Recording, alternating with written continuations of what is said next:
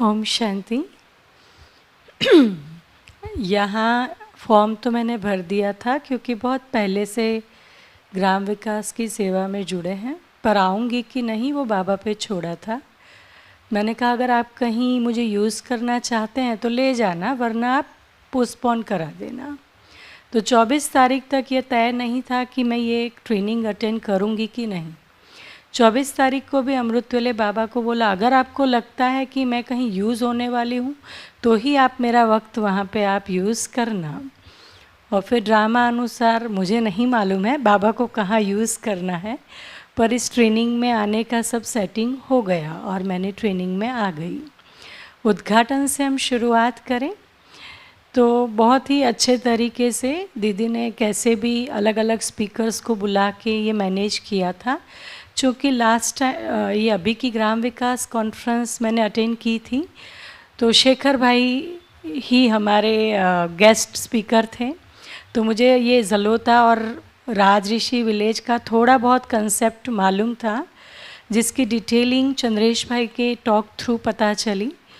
और वाकई ही परमात्मा प्रत्यक्षता का ये एक आधार है, वो रियलाइज़ हुआ कि राज ऋषि विलेज कैसे बनाए। लेकिन मन ही मन में कुछ संकल्प ये भी चल रहे थे कि ये जैसे दीदी ने अभी कहा कि एक विलेज को अडाप्ट करना मतलब एक बच्चे को अडाप्ट करना, और एक बच्चे को जिस तरह हम हर रीति से संवारते हैं तो इसके पीछे जो भी आत्मा निमित्त बनती है उसको अपना तन मन धन समय संकल्प बहुत लगाना पड़ता है, तब जाके राज ऋषि विलेज अपने आप में एक सैंपल बनेगा।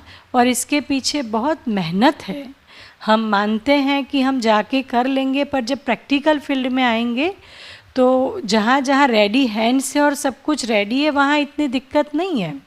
बाकी ये अपनी एनर्जी को मांगेगा, और जब हम अपनी एनर्जी देंगे तो ये वास्तव में एक अच्छा सैंपल विलेज के फॉर्म में बाहर आएगा। और ये शब्द बहुत अच्छा है, जब हम ग्राम सभा आयोजित करें तो राज और ऋषि का शब्द भी हम बहुत अच्छे से एक्सप्लेन करें कि कैसे ऋषियों की भूमि भारत हुआ करता था और कैसे वो गुलाम बना और फिर से कैसे राजयोग द्वारा वो राजा बन के राज ऋषि विलेज का निर्माण करे। दूसरा चैप्टर बहुत अच्छा लगा। भाई साहब ने जो कल एफपीओ के बारे में बताया, मैंने पहली बार ये वर्ड सुना था कि एफपीओ क्या है, पर कहीं ना कहीं मुझे क्वेश्चन हो रहे थे, पर मन ही मन ये भी चल रहा था मैं क्या करूँगी ये सब जान के। तो फिर वापस से बैठ जाती थी, सब कर रहे हैं सुनने दो। फिर भी कहीं कहीं सुरेश भाई को तो हमने पूछ लिया था, लेकिन एफपीओ अपने आप में कितना अच्छा एक संगठित यूनियन है, वन टाइप ऑफ ये यूनियन हम कह सकते हैं। लेकिन एफपीओ जैसे दीदी ने फिर उस भी सवाल का जवाब दे दिया। मैं मन ही मन सोच रही थी ब्रह्मा कुमारी बहनें का मेन पर्पस क्या है, वैल्यू बेस्ड लाइफ, मूल्यनिष्ठ समाज की स्थापना और जीवन बनाना। तो ब्रह्मा कुमारी बहनें ये सरकार के काम में कहाँ टांगे अड़ाने जाएगी।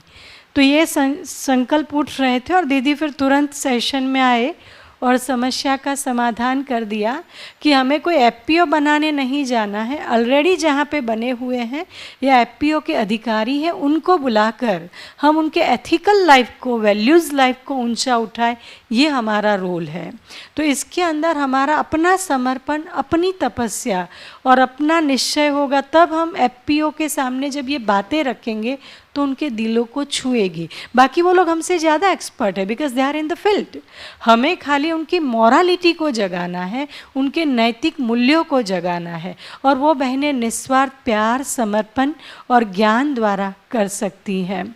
और शाश्वत योगी खेती तो हम कई बार अभियान में गए हैं तो काफ़ी सारे कंसेप्ट क्लियर थे, पर गीता दीदी और जिग्नेश भाई ने और इसको क्लियर किए कि शाश्वत योगी खेती के द्वारा कैसे प्रकृति प्रेमी बनाए हम, और किसान के अंदर की जो लोभ वृत्ति है, क्योंकि ये रिज़ल्ट तुरंत नहीं मिलता है।